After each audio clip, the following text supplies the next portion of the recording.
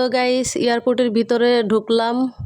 ওই হচ্ছে পাসপোর্ট দেখাইছি, ফিঙ্গার দিছি, দিয়ে যে সামান আনছি ওগুলা হচ্ছে বক্সে দিছি, দিয়ে ওয়েটিংয়ে আছি কখন প্লেন আসবে, কখন কাতারের উদ্দেশ্যে রওনা দিব, কখন প্লেনে উঠবো, ওয়েটিংয়ে আছি।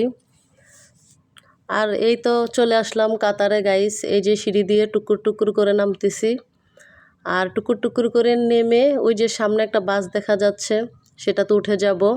এটা হচ্ছে কাতার বিমানবন্দর, ওই যে প্লেন দেখা যাচ্ছে। আর ওই যে সামনে বাস, এখন সিঁড়ি দিয়ে নেমে বাসে উঠে এয়ারপোর্টের কাছে যাব। অত দূর হেঁটে যাওয়া সম্ভব না, সম্ভব না, শুদ্ধ বলতে পারতেছি না, এই জন্য বাসে করে যাব।